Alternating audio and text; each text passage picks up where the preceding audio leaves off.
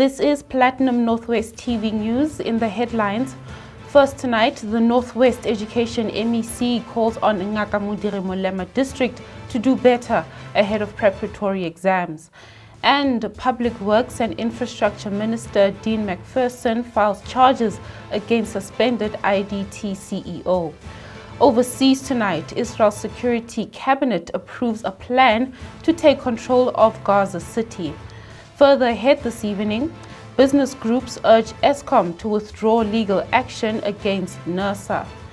In the sports later tonight, we take a look at the highly anticipated Betway fixtures for this weekend. Good evening, everyone, and thank you so much for joining us. I'm Boitumelo Monare. First tonight, with only a few weeks remaining before the preparatory examinations, the Northwest Department of Education has called on Boitumelo District to consolidate efforts. The district, which recorded 84.48% in Term 2 results, a slight decline from 86% in Term 1, remains a strong contender in the province, but has been encouraged to intensify its recovery strategies. Now, MEC Viola Mutsumi addressed principals and school management teams of schools that performed below 50 to 79% in the recent mid-year examinations. Are you aware, Max? Are you aware that those particular parents and learners can take us at any given point to court? Why? Because question paper, it was based on these particular topics. Rona, as the department, we failed to deliver that particular topic. That learner now has failed because we never taught him that particular topic. Is it unfair to ask those particular questions? We have to do introspection. Wrong is wrong. And when we assess, we must balance. As much as we spoke about the participation of the HGB, as much as we are going to also talk about the performance of our learners, we must also talk about the performance of our teachers. Because we need these three stakeholders for us to achieve the target. And also the performance of the SG, second manager, district directors, because it is their responsibility of providing support to those particular underperforming, to those particular schools that are still struggling. In more provincial news, on Wednesday, the 6th of August, the South African Police Service executed a successful intelligence-led search operation in Majakaneng, Moinoi, near Brits. Captain Mpomanyoba shared more details on this operation. The cordon search operation was approved after the district commissioner had identified the area as the district hotspot for serious crimes which could not be addressed through normal daily operations. The cordon search was a tremendous success, as illustrated by the arrests and confiscations made.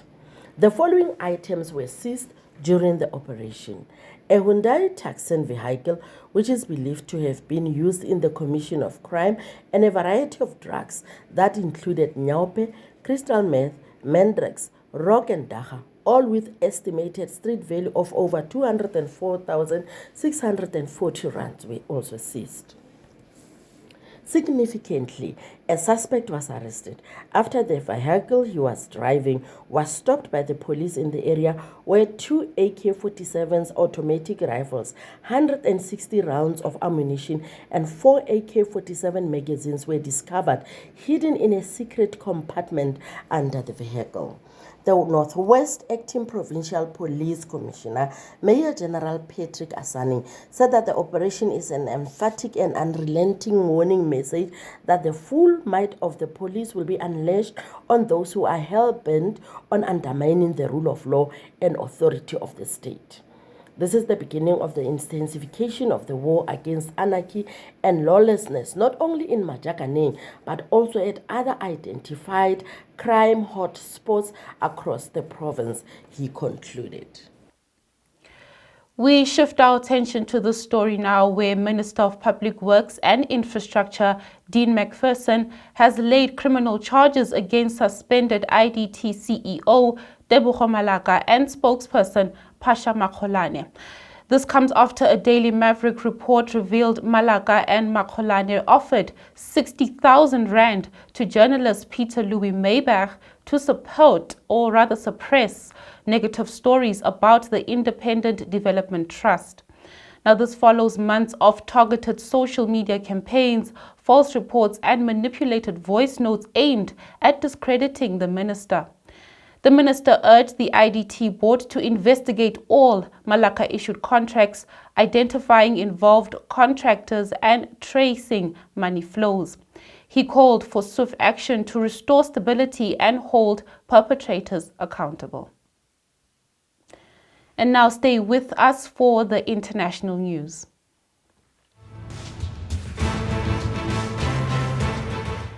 Israel's political security cabinet has approved a plan to take control of Gaza City. This comes hours after Prime Minister Benjamin Netanyahu confirmed Israel intended to take military control of the entire strip. Gaza City, in the north of the strip, is the largest city in the enclave. The escalation faces opposition in Israel, while the UN warns that Israel expanding military operation risks catastrophic consequences for Palestinian civilians and Israeli hostages.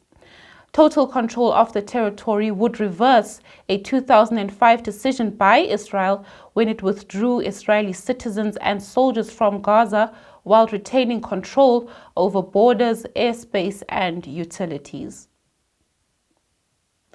And now it is time for the business news.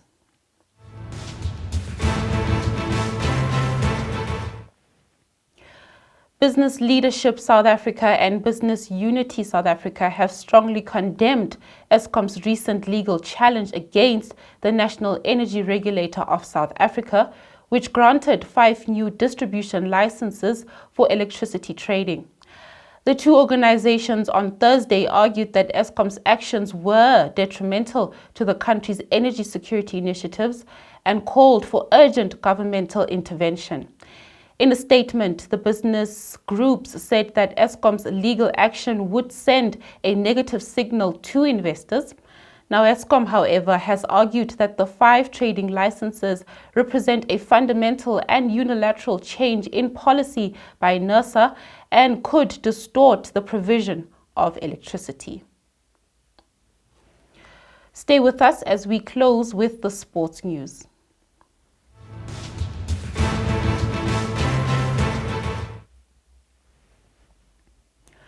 AmaZulu FC goes up against Orbit College FC in their opening 2025-2026 Betway Premiership match this Saturday. Kick-off is at 3 p.m. Usutu narrowly lost 3-2 to Stellenbosch FC in extra time during their 2025 MTN 8 quarter-final match in Cape Town. This is with Keegan Allen and Tebogo Mashigu scoring for coach Arthur Zwane's team.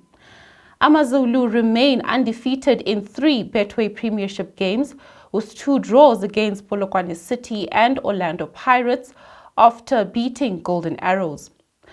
Orbit College FC was inactive competitively last weekend and will debut in the top flight against AmaZulu after securing promotion through June's PSL promotion relegation playoffs. Meanwhile, Mswenko boys are on an 11-match unbeaten streak across all competitions, including 7 in the Motsepe Foundation Championship, where they finished second. We stay on the soccer pitch as fans are on the edge of their seats. This is ahead of the Betway Premiership season. A full round of 8 fixtures will be contested between Saturday the 9th and Sunday the 10th of August. There are 6 matches scheduled for Saturday and a further 2 on Sunday. 2 teams to look out for are Durban City and Orbit College, who were promoted to the top flight. There will, of course, be a no-show from Royal AM and Cape Town City FC, who have been relegated. Now, in the opening weekend fixtures on Saturday, AmaZulu will face Orbit College, while Chippa United faces Mamelodi Sundowns. Polokwane City goes up against Magesi FC as Richards Bay take on Marubo Gallants. All these games kick off at 3 p.m. Orlando Pirates goes head-to-head with Sekhukhune United at 5:30 p.m. and Siwelele FC face Golden Arrows at 8 p.m. On Sunday, TS Galaxy will butt heads with Durban City at 3 p.m. and later on, Stellenbosch FC will play Kaizer Chiefs at 5:30 p.m. That is your Friday night news. I'm Boitumelo Monare. My colleague Boitumelo will be with you on Monday. Until then, have a great weekend. Good night.